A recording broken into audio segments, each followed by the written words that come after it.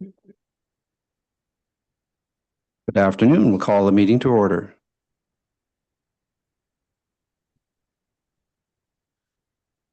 Today's meeting is being streamed live via the Township of Addington Highlands YouTube channel. To those present in the gallery today, by attending a public meeting at council, you are consenting to your image, voice, and comments being recorded. Anyone invited to speak will be recorded, and their voice, image, and comments will form part of the live stream. The chair and/or clerk have the discretion and authority at any time to direct the termination or interruption of the live streaming. Such direction will only be given in exceptional circumstances where deemed relevant.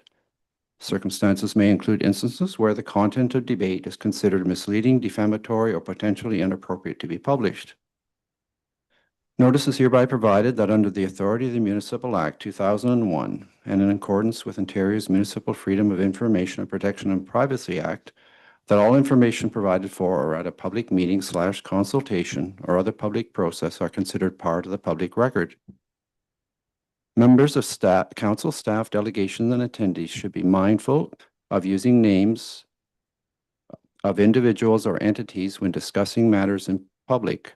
Attendees are advised that they may be subject to legal action if their actions result in inappropriate and/or unacceptable behavior and/or comments.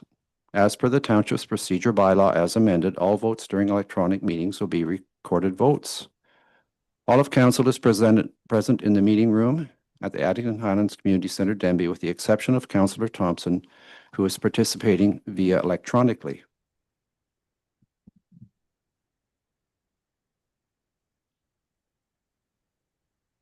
We'll be moving on to section 2, approval of the agenda. There are 2 items we'd like to add to the agenda. First one will be item 4.2. It will be the Land O'Lakes Food Bank in Cloyne update. And the second one would be item 7.4, amateur radio event. Dennis Rule, who's in the council chambers meeting room, will be speaking to that. Are there any other items you would wish to add to the agenda? Let's see any. So we will call the vote to approve the agenda as amended. Councillor Thompson? Yes. Deputy Reeve Hook? Oh, yes. Oop, did I miss something? Burke, second it. Oh, we missed that. I'll make a motion to approve. By Councillor Thompson, second by Councillor Yench. Yeah. Yes, we got a little late start. Anyway, we'll call the vote. Councillor Thompson? Yes. Deputy Reeve Hook? Yes. Councillor Levier? And Councillor Yench? Yes. And that motion is carried. Adoption of the minutes of the regular meeting of April the 7th, 2026. Moved by Councillor Yench, second by Deputy Hook. Do we notice any errors or omissions?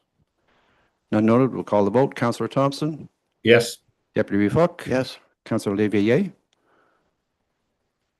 Oh, yes. Councillor Yench? Yes. And that motion is carried. Move on to section 4. 4.1 is the Alto high-speed rail project roundtable discussion. We have an echo in here now.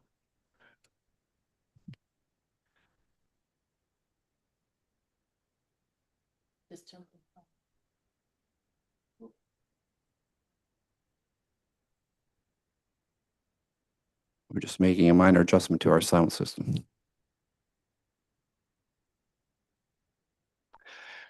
Yes, Christine, do you want to speak to that event, please? Sure, thank you. So attached to council's agenda is a report prepared by Patricia, Deputy Clerk Planning Secretary. It's just providing council with a bit of an update on a roundtable discussion that was held on March 26, 2026 in Harrowsmith regarding the Alto high-speed rail project. Alto made a presentation which included the project overview, projected outcomes, stages of the project, technical aspects of the project, including impact assessments, mitigation measures, opportunities and benefits, project components, for example, photos of infrastructure, corridor information, and the topics of the roundtable discussion. The roundtable discussion focused around the following questions. There were 6 of them. What social, economic, and environmental opportunities do you foresee the Alto project enhancing your community? What are the top industries or sectors in your community that stand to benefit from this project? How can Alto best maximize local economic benefits through workforce development, procurement, and community partnerships? What concerns or challenges does the project raise for your community, and how can Alto best help to mitigate those? Community benefits are a tool to create sustained and measurable benefits for impacted communities along the project alignment. What do you envision community benefits to look like in your community? And then what else should they be considering that wasn't discussed today? As well as, are there any important areas along and within the corridor that we need to know about for the alignment selection? This could include parks, conservation areas, agricultural lands, culturally significant areas, multi-use paths, snowmobile routes, etc. What makes the area special, and who else should they be talking to? So Patricia and I both attended that roundtable discussion. Staff provided input during the presentation and the discussion which followed, including council's position on the project as described in the township's brief and resolution. So attached to the report that was drafted by Patricia is a summary of the discussions that happened that day at the Harrowsmith meeting. One thing I will add, as a reminder to all the residents in Addington Highlands, we did do a Facebook post reminding of the deadline that is coming up this Friday to provide your comments on the project, to get your voices heard. Does council have any questions about that? Go ahead, Deputy Reeve Hook. In the roundtable summary report, there's a statement that says high schools and internship programs, particularly in Addington Highlands, were noted as potential centers for youth training. Was that something that Alto said, or is that something that we surmised, or we were hopeful that that would happen? So during the roundtable discussion, they talked about what existed in the community. So Patricia noted that we did have a K-12 school in Addington Highlands, and that we would be open to any training that might be available at the school or coming from this project. So I'm assuming that's where that's coming from. Okay. And also, there was a statement that stakeholders identified tourism as a major economic driver. And again, that was something the group wanted to make sure. Yeah. I just don't know how that would happen in this area where either you could access the train from Peterborough or Ottawa. How would you get here? So I think what they were getting at is that something that Alto or Cadence needs to be considerate of is economic, tourism is an economic driver for our community. And so any project running through our community would have an impact on that. And we wanted to be sure they mitigated any of that effect. Okay. Oh, one more question, if I may. With all the resolutions that I'm sure Alto has received from all the municipalities in Eastern Ontario, was there any discussion there that practically everyone in Eastern Ontario is against this? And any change in plans or direction of the project at all? Or because they're supposed to be discussing this, right? But it seems to be very one-sided. Like, this is the plan and we're doing it. You can give your discussion, but nothing's happening. So far, they're on the information gathering stage. And so that's how it was focused based on those 6 questions, 8 questions that were there. That was targeted to draw out the conversation. So we made it known, not so much that we were against it. Obviously, council and the community, I don't want to speak for the community, council has concerns about the project coming through Addington Highlands. Those messages are being sent to elected officials and other municipalities. Whether they've gotten it to Alto yet, I don't know. But we certainly made our position clear when we were there. Okay, thank you. You're welcome.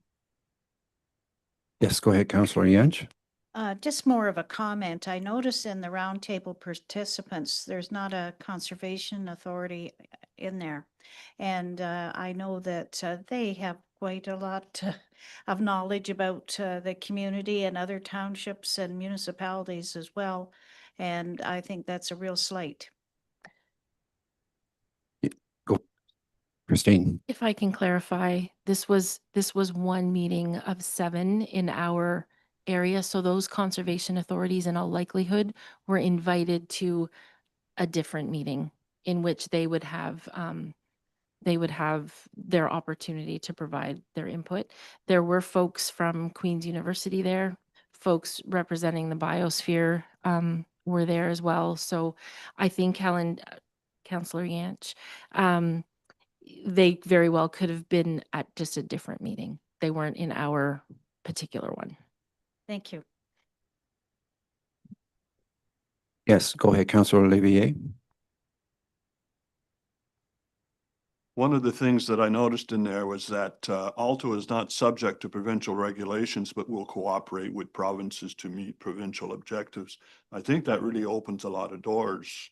And I don't know if that was discussed or not, but it sounds like they're really under no obligation to follow the mandated information. So I don't know if there was anything said about that. That was part of the conversation. They made it clear that while they are not obligated to follow any provincially mandated legislation, they've indicated that they are going to do as much as they can to make sure that those policies are being adhered to. A lot of it surrounds environmental impacts and environmental studies. So they did make it clear that they're not subject to those, but they will try their best to follow the guidelines. Okay, and I guess just a comment from what I've seen, it appears that some of the landowners now are refusing access. They've started to try and get in to align their road, and apparently some of the landowners are refusing them, planning to accuse them of trespassing. So I don't know if that's relevant or. That wasn't discussed at Yeah. this meeting necessarily. They told us they're working on phase 1 right now, which is that section between Ottawa and Montreal. That's what they're focused on. That's what Okay. probably the land acquisition people are focused on. And it won't be until, I didn't brush up on this, but it won't be until 2027 until at least the portion from Ottawa to Toronto is narrowed down to at least 1 kilometer wide as opposed to the 15 kilometers on both options. But no, that wasn't part of the discussion. Well, it'd be interesting to see how the legal system handles it, I guess. Thank you. Any other questions? I had a comment too, is because it's referred to here where landowners refusing access, and that was on the Ottawa east section and it was exploratory work, from what I understand. My view on it is I only hope that all of the effort that the community has put into it in Southern Ontario to get interested in this project, express their opinions, and then the political side of it has been pretty extensive, providing comments that I hope they're taking that input, and I suspect they will, seriously, and it'll really likely end up being a political decision as much as it will be a decision based on business case. So, any other questions? There is a recommendation here to receive the report. And I don't think there's any further action unless council wants that. So we have a motion to receive the report. Moved by Deputy Reeve Hook, second by Councillor Yance. Call the vote. Councillor Thompson. Yes. Deputy Reeve Hook. Yes. Councillor Olivier. Yes. Councillor Yance. Yes. That motion is carried. And thank you to Christine and Patricia for attending the event.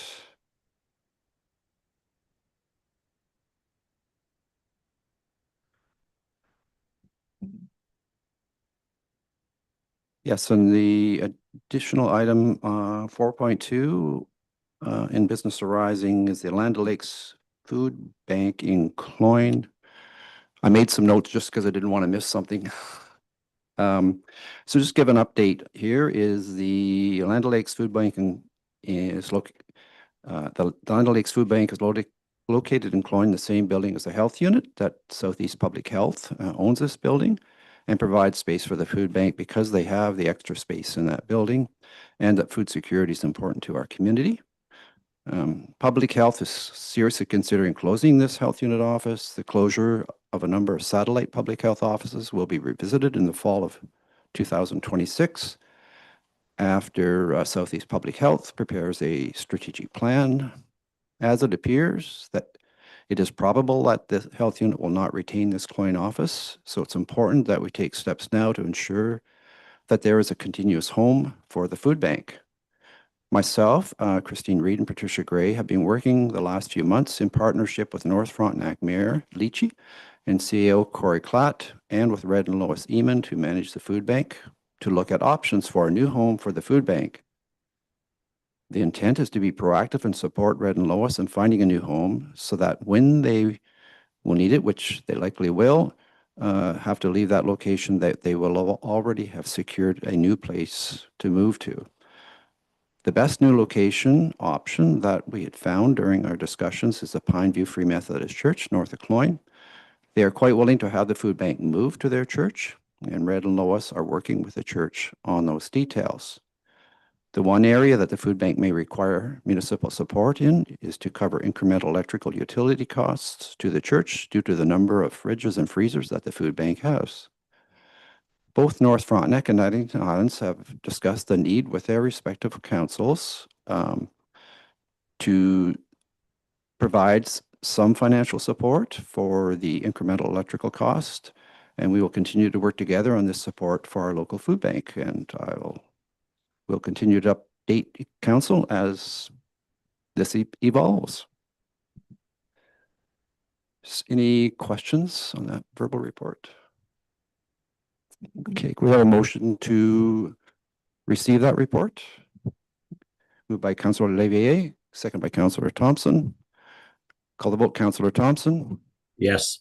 Deputy Reeve Hook. Yes. Councillor Levier. Yes. Councillor Yanch. Yes. And that motion's carried. Thank you.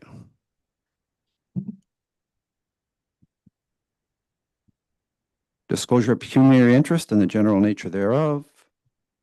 None noted. No delegations and petitions. Matters for consideration 7.1. The Flinton Recreation Club with a request to waive a special event fee for the Flinton Festival. There is a request there, and I think that fee is, that's $100. Is that correct? Yes. Okay. Councillor Yanch.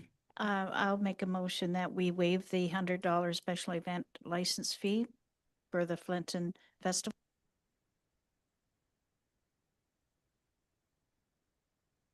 We have a mover seconded by Deputy Reeve Hook. Any other comments, questions? No, we'll call the vote. Councillor Thompson. Yes. Deputy Reeve Hook. Yes. Councillor Levier. Yes. Councillor Yanch. Yes. And that motion is carried.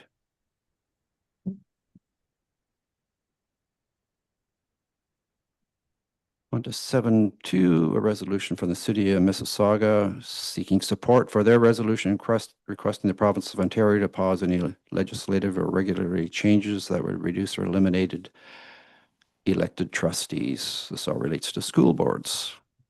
So what is council wishes? Deputy Vogt, Receive and support. received, move to receive and support, seconded by Councillor Levier. Any comments? Go ahead, Councillor Yanch. I agree with it, but yet I don't agree with it because trustees at this time in history don't have a lot of clout. They can't raise taxes. They don't do anything like that. And when I was a trustee, we could do that. And so we were very cognizant of what was happening in your community and what prices were and how much taxes were. And then it was all changed. And so I'm not sure what the right thing to do, whether it's we continue with trying to have trustees that really, you know, aren't able to do much other than either agree with what's coming down from Toronto or not.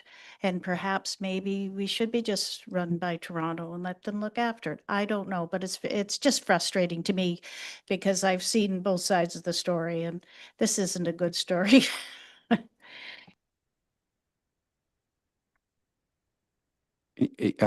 Deputy Reeve Hook, go ahead. When I made the motion, I could see Councillor Yanch rolling her eyes over there. I knew she had been a trustee for a while. I guess I was thinking that without any kind of local representation, we have no say at all. This way, if we keep the trustees, if we have any say in that, at least we would have something better than nothing.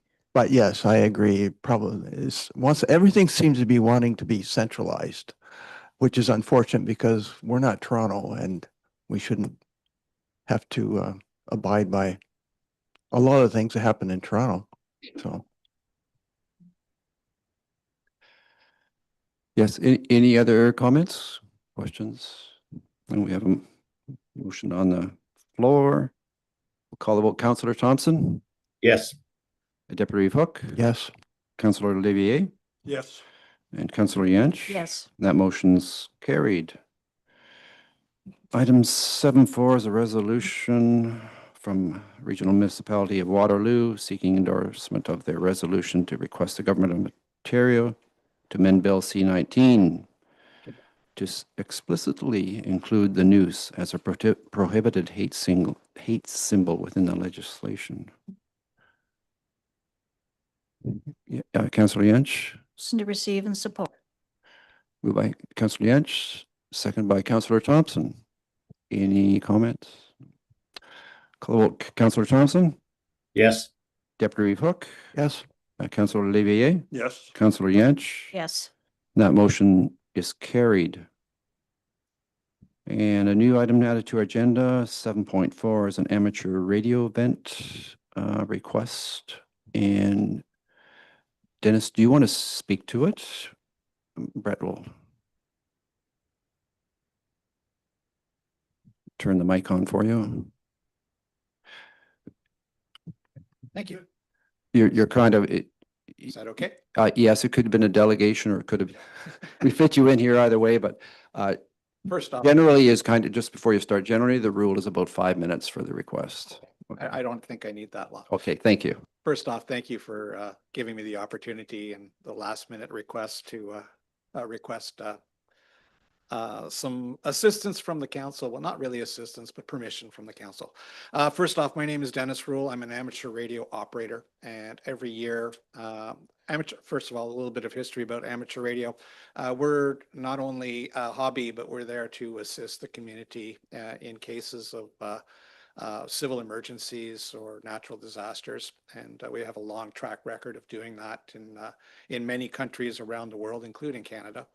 I've been an amateur radio operator for 45 years, and I practice my hobby from home and also train for events such as natural disasters. Every year in North America, there is an event called Field Day. Field Day is an international event where amateur radio stations get out of their realm of being at home under normal power and normal antennas and everything else. And we set up emergency type stations. It's a contest, it's an event, it's a training thing. The whole idea is 24 hours of emergency contacts between stations that are participating in the Field Day event. We do this to help hone our skills, and we also do this to be in the public eye and show what amateur radio is all about. So my request for this, I've detailed in my email a little bit more history about the event, but my request would be to be able to set up a station underneath a sun shelter near the township offices on Edward Street. somewhere where near the gardens area. It would be a 12 by 12 sun shelter with a table underneath, radio station set up on the table. We'd be operating under emergency power, i.e. car batteries. There are two amateurs right now that are going to be participating, myself and Gary Redford, who is also a Flinton resident. And we would like to do not the 24-hour thing, because it's not really something that we want to do in that close to residential stuff, although we're not loud. But I'd like to set up somewhere around noon and break down somewhere around 7 p.m. And that again is June 27th, which is a Saturday. And it's going to be weather dependent. We're not going to go out there in a pouring rainstorm, but that's my request. And I thank you for your time. Great, thank you, Dennis. So we have, so none of council have had a chance to read, because as it wasn't on the agenda, would have been on the next council meeting. Read the information. Does council have any questions right now? I just want to ask, Christine's busy here, texting, checking this out. Yeah.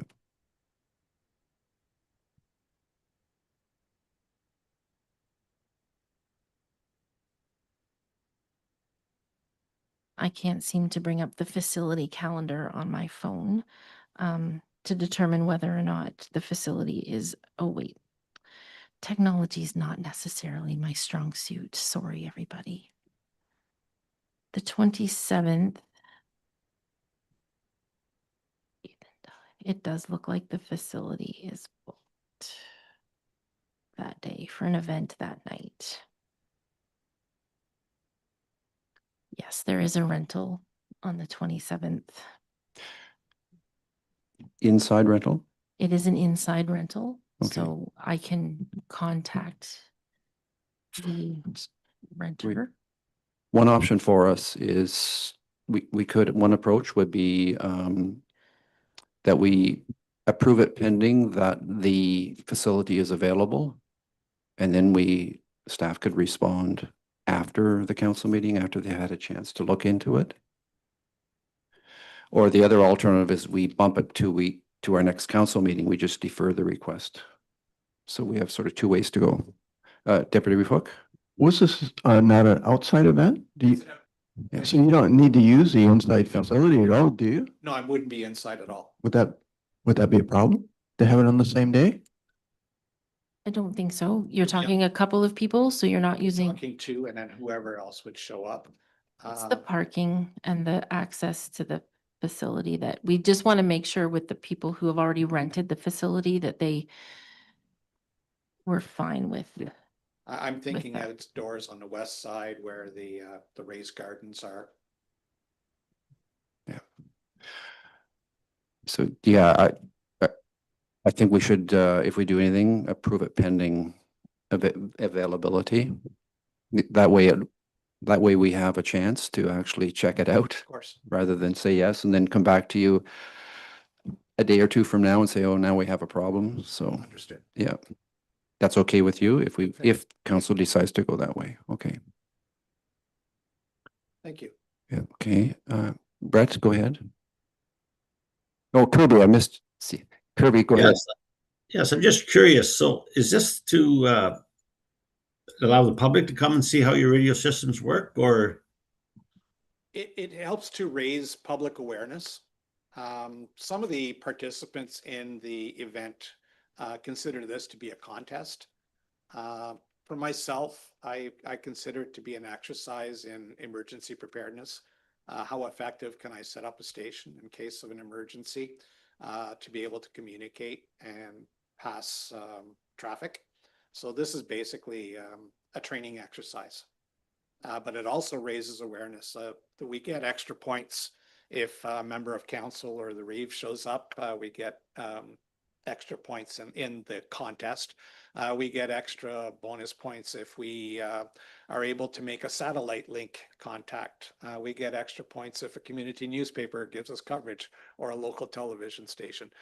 So it's basically there to raise awareness for what amateur radio is. It's not just a personal hobby, but it's a community service type hobby. Okay, thank you service. very much. It's very interesting. Thank you.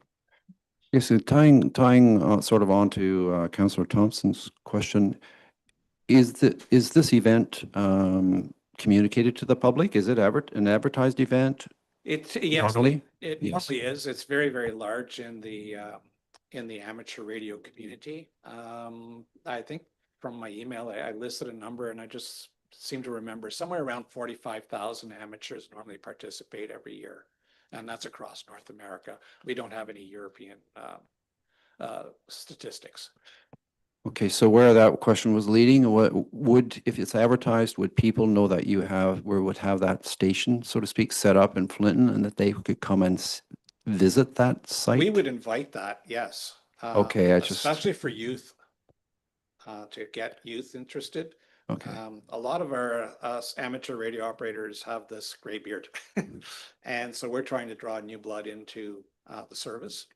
I've been doing it since I was 14 years old, but there are not that many 14-year-olds that are interested. So again, we're just raising community awareness of what we do and what the benefits of our hobby is. Okay, thank you. Just bringing Thank you. closure to that question, just so that we understand that there could be other public traffic coming and visitors, some. There could be, I mean, Some. walkers by, see the sign, see the tent and may come by and say hello. But we certainly do invite it. Okay, thank you. Thank you. So what would council like to do? Deputy Hook? I think you suggested a motion be made that we receive the report and look into the other renter, make sure there's not going to be a conflict with traffic and usage of the facilities, and comment after that, after it's been fully investigated. Thank you. And that would include that staff could then is council giving support and principle? Is that what your intent is? I think that's a good idea, and then staff make a decision. Okay. Thank you. Seconded by Councillor Olivier. Any comments, questions on that motion? Call the vote. Councillor Thompson? Yes. Deputy Hook? Yes. Councillor Olivier? Yes. Councillor Yench? Yes. And that motion is carried. So we have a plan and staff will check out the facility and they will get back to you, I'm sure, within a few number of days or maybe early next week at the latest. Okay, thank you. And Dennis, you're welcome to sit here through the rest of the meeting, or if you decide not to, that it's okay to leave too. Move on to section 8, matters for information. These will start off with a motion to receive all matters. Moved by Councillor Yench, second by Councillor Thompson. Does anyone want to bring out any item in that? Councillor Olivier?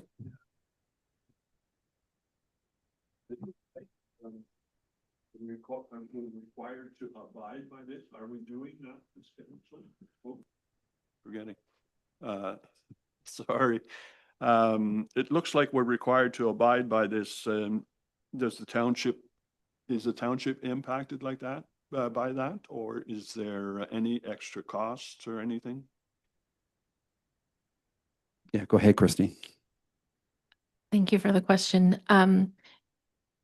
Staff, for as much as we can, tries to buy or procure our goods locally, definitely from Ontario. We've always tried to do that.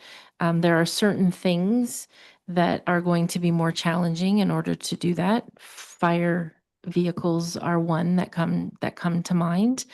I don't think, and Brett, who does the majority of the fleet purchasing and gets the tenders, I don't know if we will be hugely impacted by this because we do try through LAS procurement to make sure that we're sourcing our goods responsibly. So I don't think there'll be a large impact, but it's just something that staff needs to be aware of when making those decisions to bring them forward to council. Okay, thank you. Any other questions?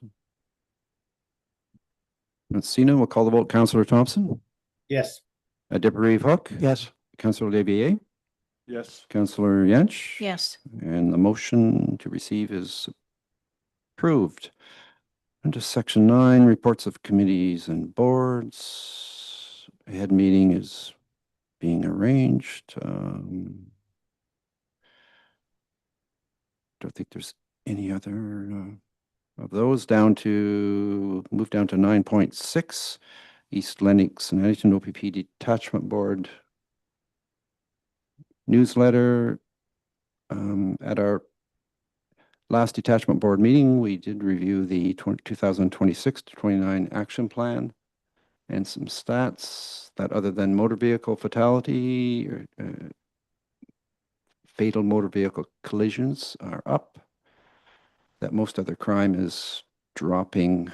One thing I would point out here is there's a little red square at the bottom right-hand side of that report, and the OPP is trying to promote it, that for specific incidents, this can't be an emergency or violent crime or anything, but there is an online reporting tool. I went on and didn't file a false report or anything.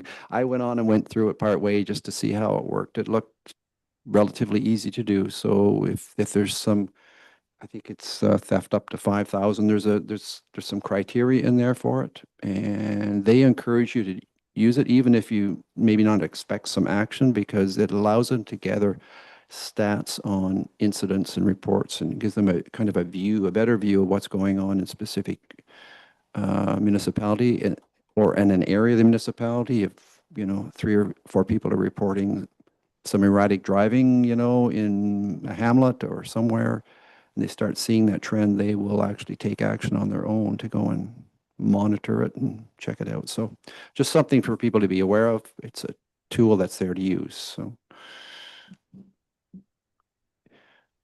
unless somebody has a comment, maybe we have a recommendation is to receive that report. Moved by Deputy Hook, second by Councillor Yanch. Call the vote. Councillor Thompson, Yes. Deputy Hook, Yes. Councillor Devier, Yes. and Councillor Yanch. Yes. And that motion's carried. Library board meeting this Thursday. Report on joint fire committee. Okay, reports. We'll move on to section 10, reports of officers. First one is 10-1, Manager Roads and Waste. A report from Brett. Thank you. So seasonal load restrictions are still in effect. Once they're ready to be removed, we'll notify everybody and it'll be done. Mulching on Addington 2 is on hold while the excavator unit has a little bit of work done to it.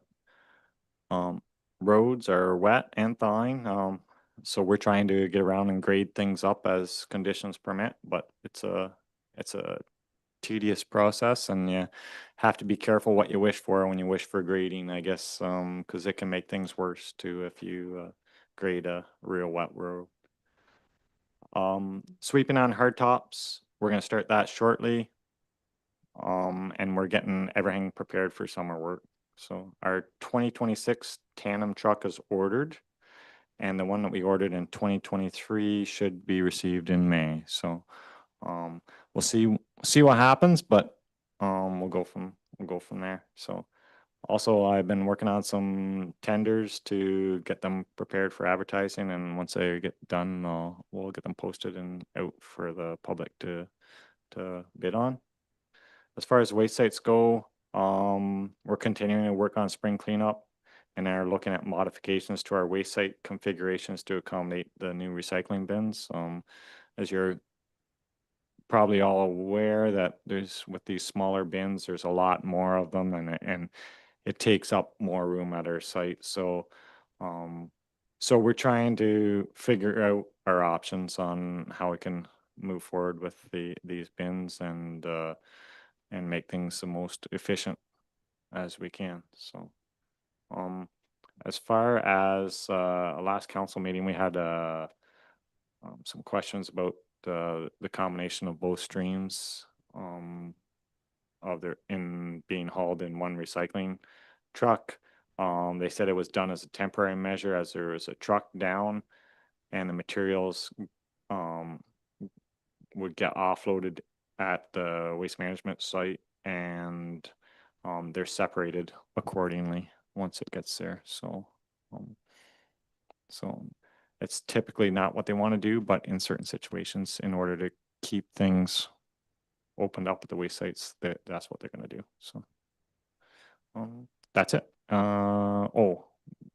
Sorry. One other thing, Buckshot Lake Road, I guess all council is aware about the washout that we had there on the weekend. Guys worked hard, got it opened back up the next day. We're still working with the county to come up with a more permanent solution so it doesn't happen again. But once that gets planned out, we'll probably either ourselves or a combination of contractors will have some work to do there to fix things up. Also, I had a thought, I lost it. Sorry. No, I think that's it for now. So, Well, if you think of it, just yell. Hmm. I'll turn it over to council, but just to comment, just thank you, Brett, to you and the roads department for responding on the Saturday evening late and spending virtually the entire day on Sunday working on that road. So it was it was damage over quite a length of Buckshot Lake Road. So thank you. It's great to see the staff, put that effort into it when it's required. Councillor Thompson, go ahead. Yes, I'm wondering, was this a result of a beaver dam going out, or what was the cause?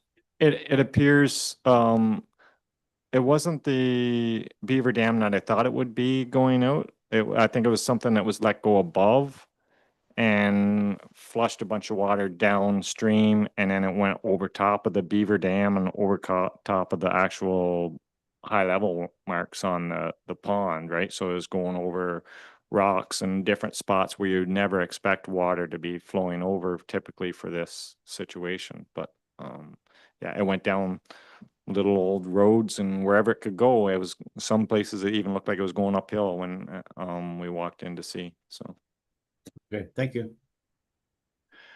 Any other questions? So, Deputy Foot, go ahead.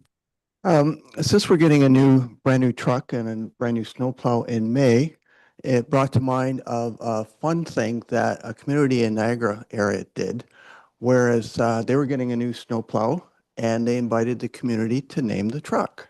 It was something fun. And the prize was, of course, bragging rights that you named the truck. There was a little decal put on the side of the truck. And also the person got a picture sitting in the snowplow, which was put on the Facebook site. And it was, I've got some of the names that they came up with, and they're really clever, but I know there's some really clever people in this community that could come up with a pretty clever name. So here are some of the names they came up with. First one is Plowy, the Big Leplowski, Stormy, Blizzard Wizard, Fast and Furious, Plowosaurus and Plowosaurus Rex. And one of the ones I liked was Taylor Drift. I'm not a Swiftie, but I thought that was kind of clever. Taylor Drift. So I just thought it was something we could have some fun with, the community could have some fun with, and really no work involved. And it gets the community involved and recognizes that we're getting a new addition to our fleet. So it's just a suggestion that we can maybe adopt and put on our Facebook page and go from there. What do you think, Brett? whatever you guys want to do is fine with me. So, I don't have to drive it. So,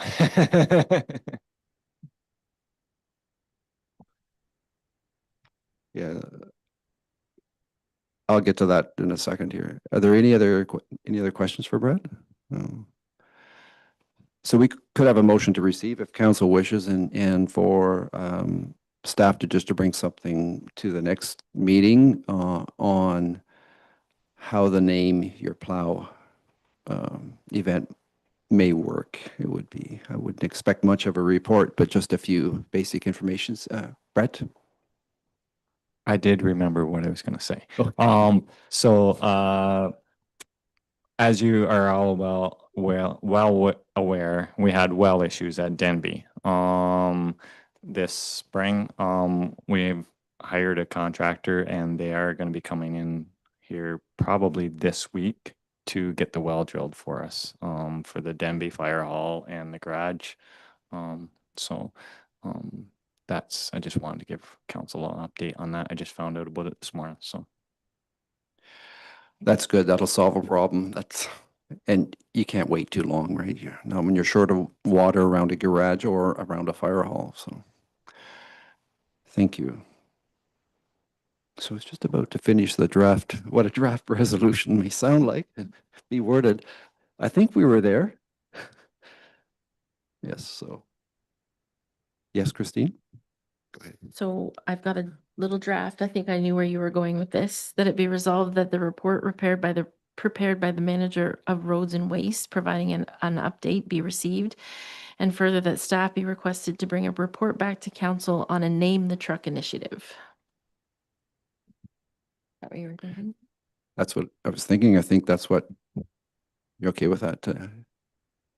Deputy Hook, yes, okay. Did we have a mover in this? We haven't had that yet, have we? No. No other question? No other question? Yes. Okay.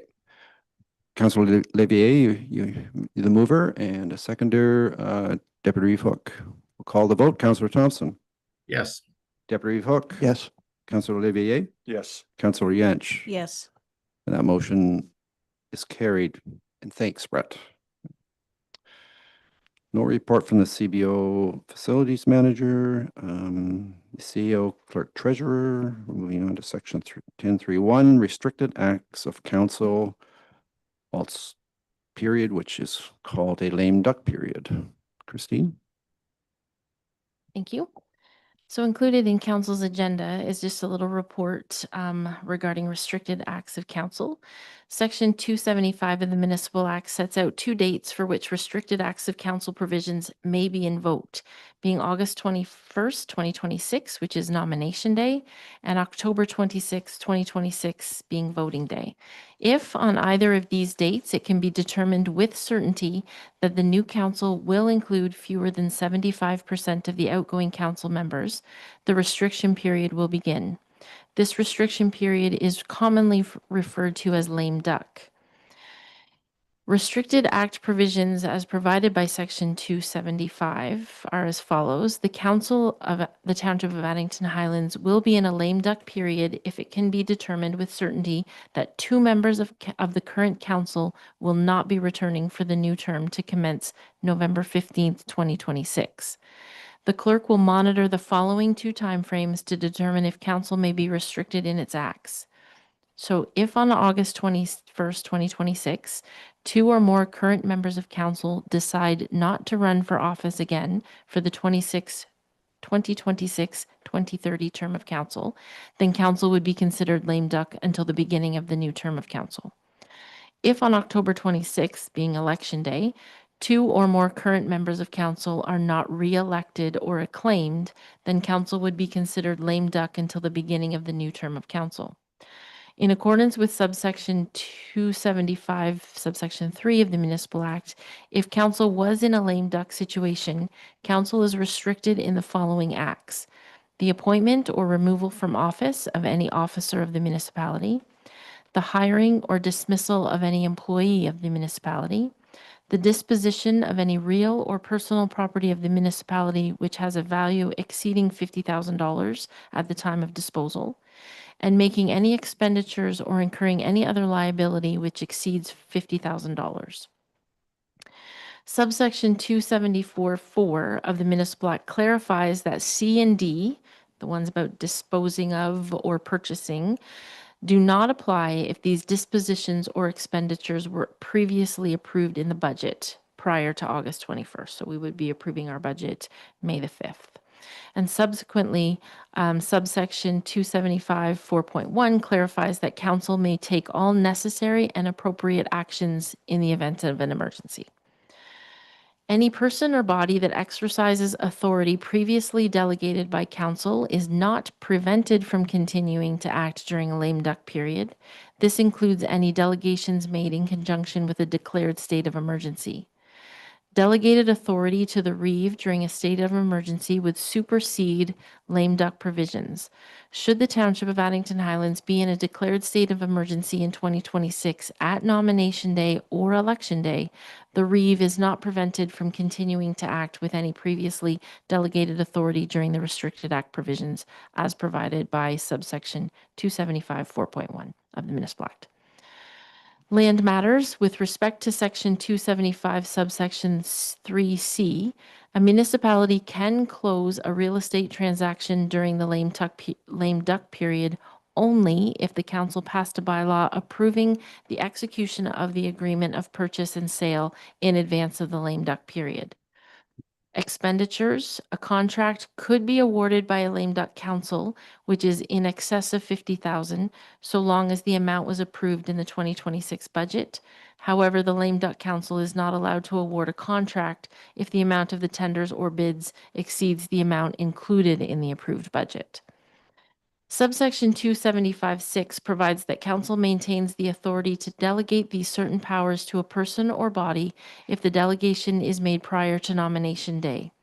Delegating this authority pursuant to subsection 275 of the Municipal Act is typically provided to ensure that the efficient management of the municipal corporation continues and provides for the ability to respond to issues in a timely fashion. Powers that cannot be delegated, section 23.3.1 of the Municipal Act clearly identify the powers that are not permitted to be delegated. This includes the power to appoint or remove from office an officer of the municipality whose appointment is required by the Act. So these would be positions such as the clerk, the treasurer, the fire chief, and the chief building official. In 2022, Council adopted bylaw 799/2022, being a bylaw to authorize the delegation of authority to the CAO clerk treasurer for certain acts during a lame duck period. The provisions of this bylaw only took effect in the event that Council was lame duck and expired when the new term of Council commenced. So included in my report is a recommendation that council receives for information the report prepared by the CAO clerk treasurer regarding the 2026 election and the restricted acts of council. And further, that the clerk be requested to prepare a bylaw delegating council's authority for certain restricted acts in the event of a lame duck period for enactment at the May 5th, 2026 regular council meeting. Does council have any questions about all of that? That's all I have. Thanks, Christine. No, it doesn't look like there are any questions for our CAO. So Christine has read the draft resolution. So we have a mover. Councillor Yant, seconded by Councillor Olivier. Call the vote. Councillor Thompson, Yes. Deputy Hook, Yes. Councillor Olivier, Yes. Councillor Yant. Yes. And that motion is carried. We'll move on to item 10.4.1, a staff report on municipally significant event designation policy. Turn that over to you, Christine. Thank you. So Patricia had prepared this report for council's consideration. And just to recap, at the last meeting, council received a report regarding amendments to Ontario Regulations 747/21 under the Liquor License and Control Act to permit bring your own alcoholic beverages to municipally designated cultural or community outdoor public events.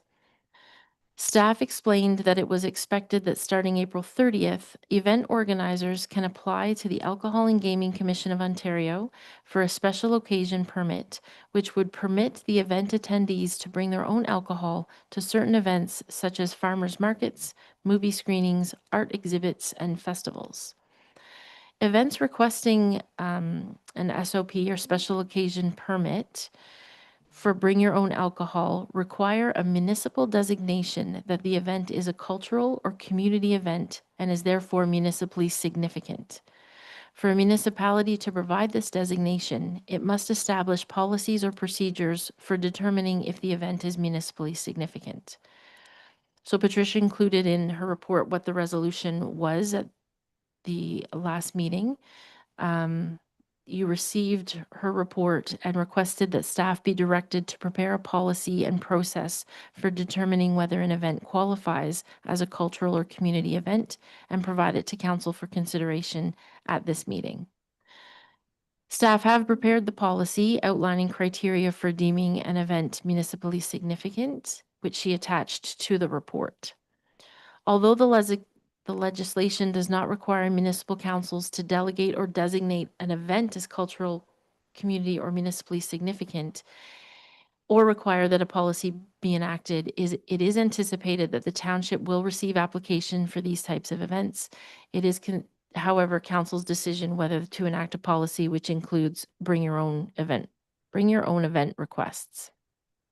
Included in the report are some examples of past requests of similar nature. So the township has received one request in the past asking that event be deemed municipally significant in order to obtain a special occasion permit for alcohol to be served at an outdoor public event held on private property. At that time, the township did not have a policy outlining how to determine if the event is municipally significant and worked with the applicant to provide council with the information needed to make a decision. Related policies, the township enacted a municipal alcohol policy which was developed in order to promote a safe, responsible, and enjoyable environment and to ensure the health and safety of participants and staff and reduce alcohol-related problems which arise from the consumption of alcohol on municipal property. This policy does address special occasion permits and public events requiring a municipal significant designation. However, it does not include the criteria for such a designation. And so she also attached the policy, which is already in place, to her report. So included in the report is a recommendation that staff suggests that it would be beneficial to have a policy to determine if an event can be designated as a municipally significant event. And if council decides to enact a policy, there are two options with respect to the types of events to be included in the policy.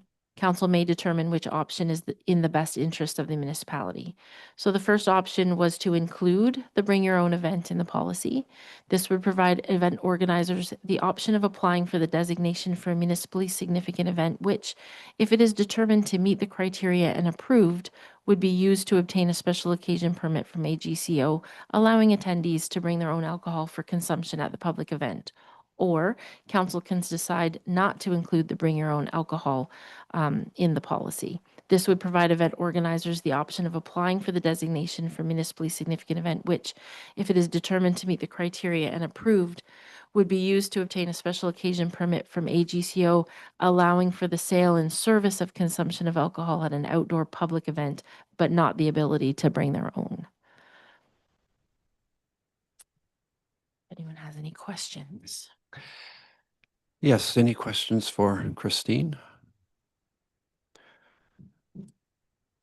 I have a couple comments. I think the significant event designation policy obviously is a good thing to have and a positive thing for the township, but it certainly helps staff and help us deal with it. I do have reservations about bring your own, mostly for the organizers. I have no idea how at some of the events that I know that go on in our communities, at our parks and facilities, how you'd ever manage that, but that's up to the person with the license, but it would be, it would be a huge challenge because I believe that responsibility for the person with the license is the same as if they were serving it. So I don't know how that would actually work. I have no idea how you would do that, how you would manage it, because you're responsible essentially for the safety and the consumption. And I don't know how you would do that and then bring your own. So I don't know enough about it, but that'll be up to council to make a decision. So any comments? Any questions? Go ahead, Councillor Olivier. Yeah, just if you look at the Smart Serve, the consequences of not taking care of this is extreme. I mean, you could go to jail for it type of thing. There's lawsuits and everything else. It's going to be, you know, I don't know if we can monitor that there be security there. That adds a big cost though to the event. And that's the other side of this, where how much are you willing to spend to have this? And I agree with you 100% that to manage this is going to be extreme. I mean, I've run a bar, and it's you have to be very careful when that happens. You have to monitor it really closely. And I've had people refuse the Smart Serve because of the responsibility that comes with it. So that's just my thoughts. It's, as you say, it's going to be something that's going to be very difficult to manage. And most people will be responsible, people in our community, and manage it okay if it's a bring your own event. However, because these events are on township property, it's both the organizing group and both the municipality that are kind of legally on the hook if something goes wrong. So there's kind of two sides to it. There's lots of times I think any one of us would have liked to taken something to an event from home. So it's mixed feelings about that. Deputy Fook? I'm kind of leaning of not including the bring your own alcohol in the policy. I mean, if somebody does want to go down that path, there is an avenue to do it, but not including it in the policy, just, I don't know why we would want to, but I don't know. I'm just kind of leaning that way. I personally don't want to condone that kind of practice because, as you mentioned, it's going to be a nightmare to patrol it and a lot of liability for somebody, especially if they're not maybe aware of the liability that comes with that. So I kind of offer it that's, yeah, it's an option because we can't really explain to somebody the liability involved. That's not our job, is it? So I'm thinking maybe not include it. So I have a question for Christine. If we don't speak to it, can it ever be approved with an exception of council or not? Or that's just you're going against the policy, so then I'm not sure if it's completely prevented or not. First of all, I'm going to apologize. Patricia's been working on this policy, so I'm not as well versed as I should be. If our policy, so I'm going to throw this out, but I reserve the right to be corrected if I'm wrong. If the policy is mute on the bring your own events, then I don't think staff, or in this case, I guess it would be me that would be approving it, has the ability to declare that being municipally significant. Because this is a policy of council, there is always the option to petition council to make an exception to the policy. And so in all likelihood, if I'm faced with that request, I would request they put it in writing and it would come to council for consideration. Okay, thank you. Deputy Fook? That's exactly what I was referring to, the option that Patricia, that's the way I understood it as well. So if they want to go down that route, they have to come to council to ask for permission to include that as a bring your own event, but otherwise it's not in our general policy. Christine, go ahead. I do believe, as Patricia's laid out in the report, that creating a policy to assist staff in assessing whether an event is municipally significant is a fantastic idea. Take some of that gray area out there. So I think that part is definitely would be advantageous. Whether you want to include that or not, that's, I think, up to council.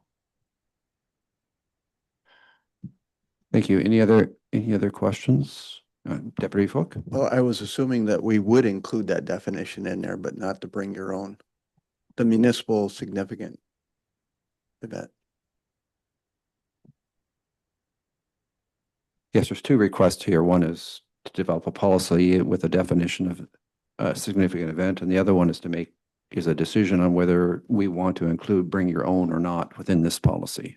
That's correct. Yes. That's correct. And so if we were not going, if we are not going to include the bring your own event, I would remove the bring your own event right from the definitions of the policy and not refer to it at all anywhere in the policy document. That would be my suggestion. And then that would take out any confusion. It's not referenced at all in there. It's not applicable to those types of events. Councillor Olivier? Would we still not be liable since it's on municipal property?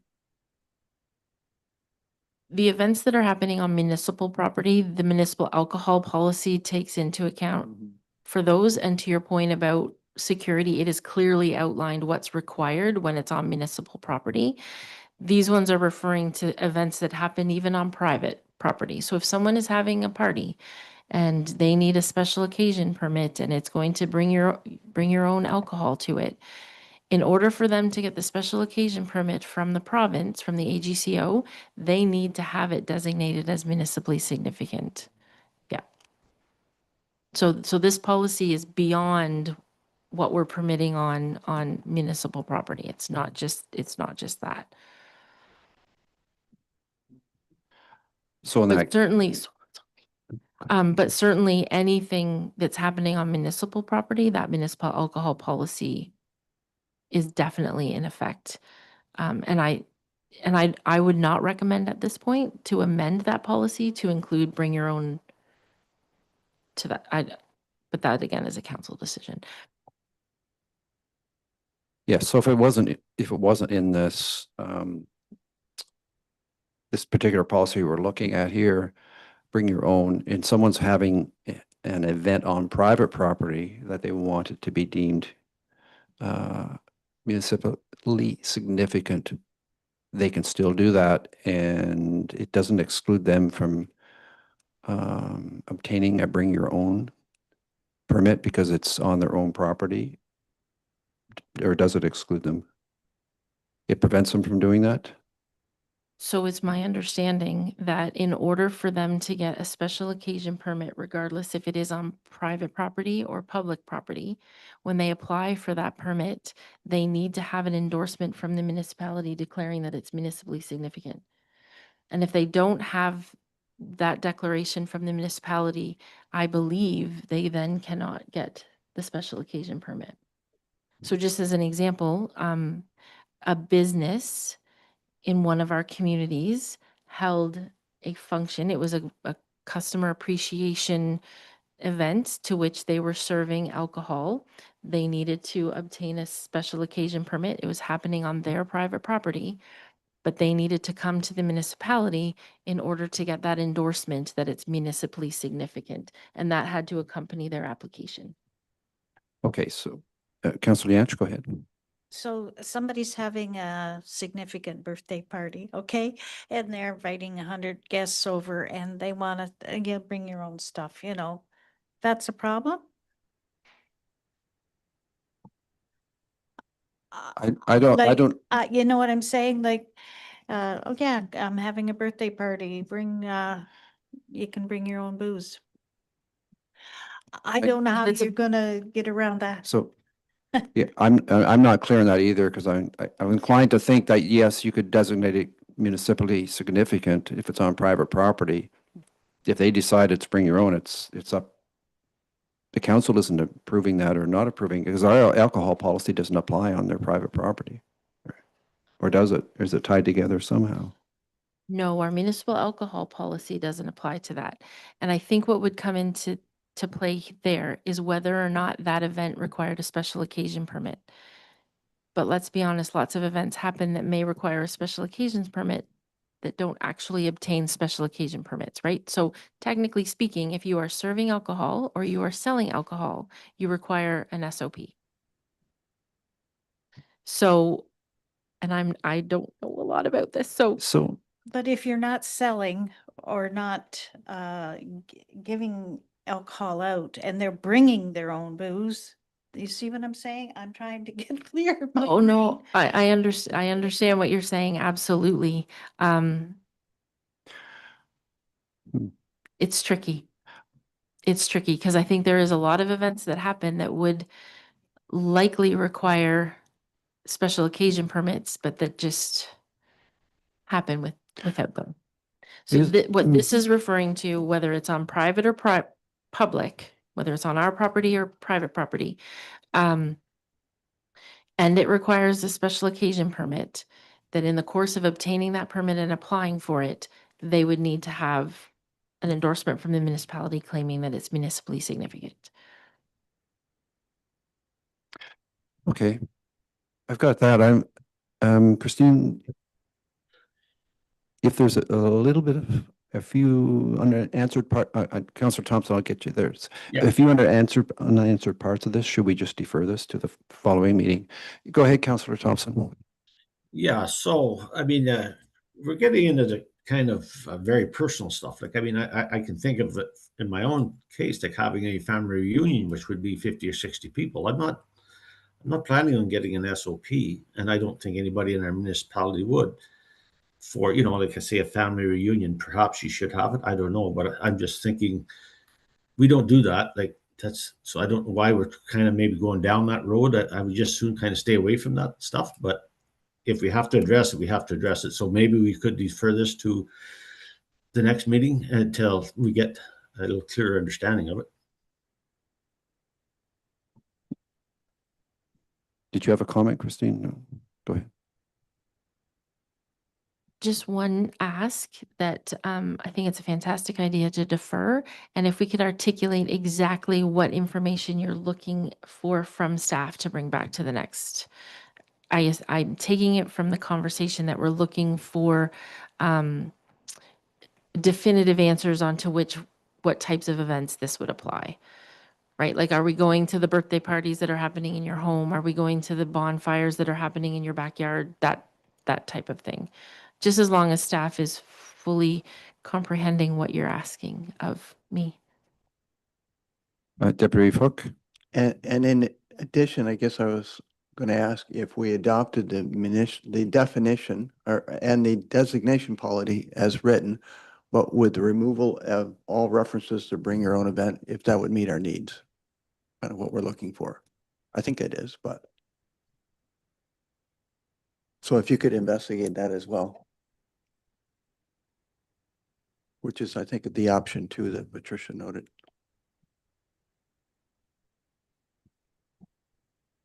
And I do have to apologize. Patricia likely knows these answers right off the top of her head, so I'm sorry.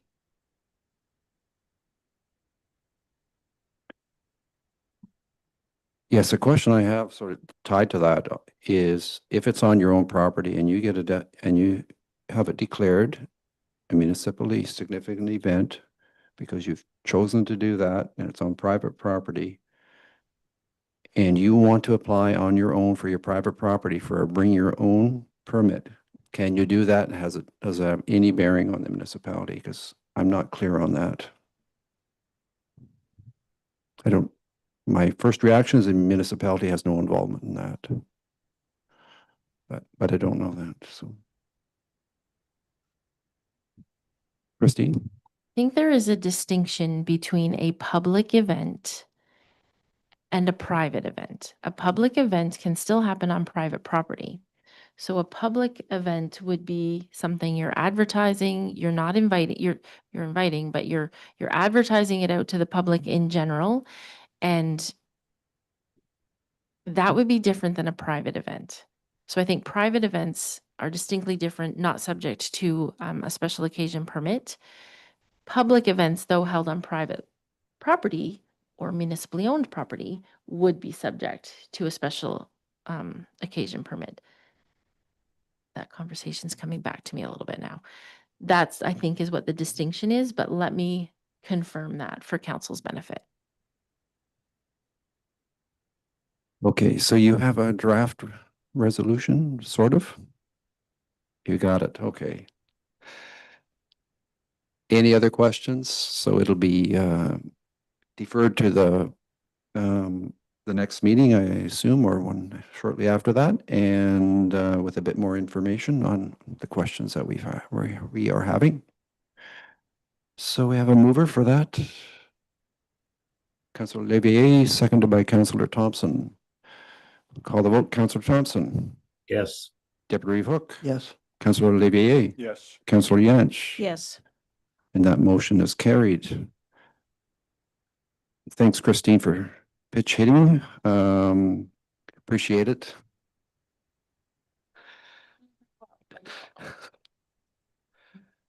Let's move on. Nothing from the deputy treasurer, fire chief, reports of appointees. Nothing to report. No. Any resolutions? Item 13, approval of the accounts as of April the 15th, 2026. Moved by Councillor Yance, seconded by Deputy Reeve Hook. Any questions on any of the account transactions in the accounts? No questions. I call the vote. Councillor Thompson. Yes. Deputy Reeve Hook. Yes. Councillor Levier Yes. and Councillor Yance. Yes. And that motion is carried. Move on to section 14. 14.1's a member statement. The 2026 LNA Chamber of Commerce Annual Business Excellent Awards. A report from myself. That annual awards gala was April the 16th, 2026. I attended that event. It was very well organized and a fun event, as it always is. A number of people and businesses from our Addington Highlands community attended. Our MP, MPP were there, as well as representation from all the lower tier councils in our county. Nominations came from our community, and there were a significant number of businesses, organizations, or people from Addington Highlands nominated. There are 15 different awards in total, and in Addington Highlands, five of those awards were awarded to people or businesses or organizations in Addington Highlands. So we were very well represented in it.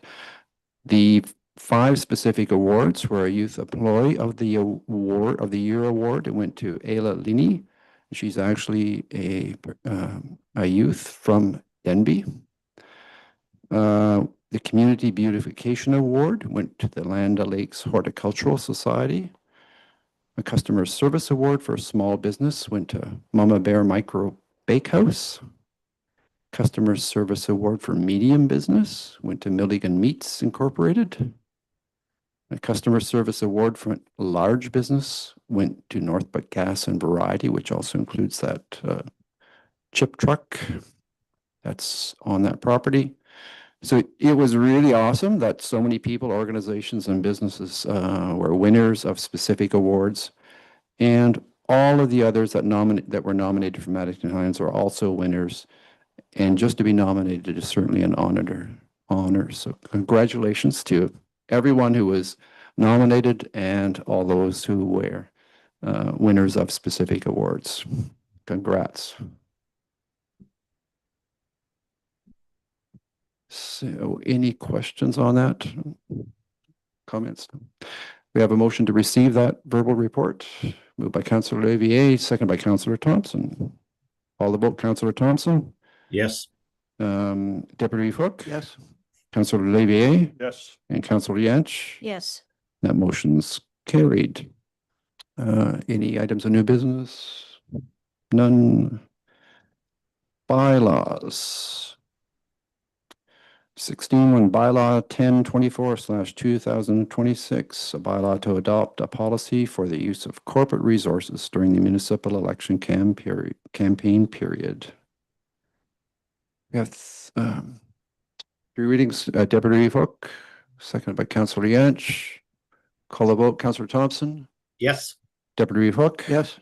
Councillor Olivier. Yes. Councillor Yance. Yes. And that motion is carried. 16.2, a bylaw 1025/2026, being a bylaw to adopt a municipal election recount policy. Give it 3 readings. Councillor Thompson, seconded by Councillor Yance. Call the vote. Councillor Thompson. Yes. Deputy Reeve Hook. Yes. Councillor Olivier. Yes. Councillor Yance. Yes. And that motion is carried.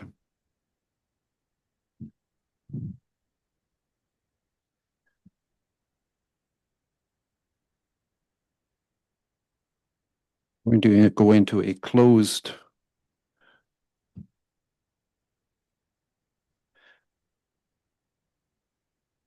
I wonder where I hid that.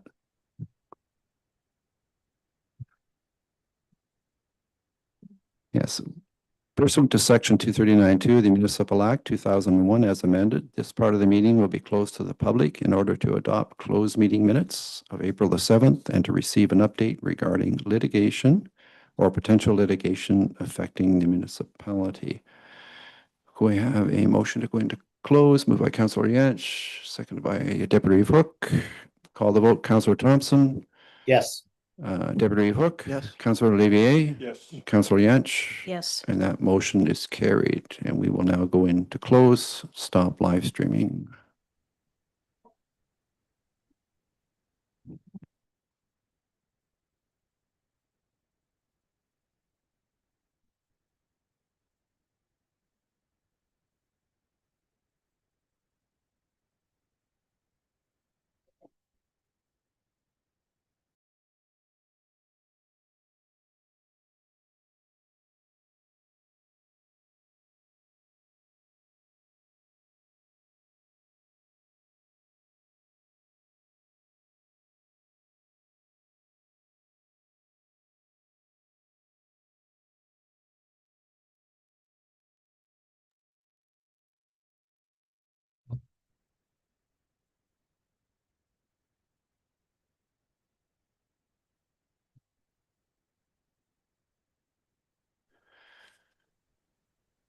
Okay, we're returning to our regular meeting.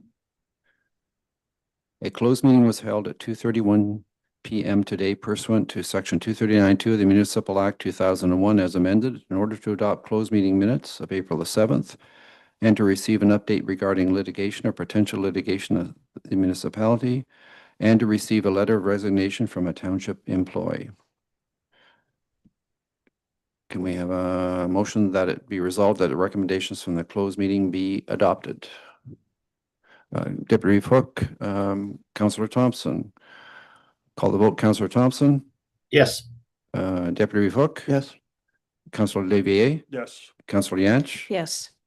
And that motion is carried. And we're back to item 18, confirming bylaw. We'll give that 3 readings.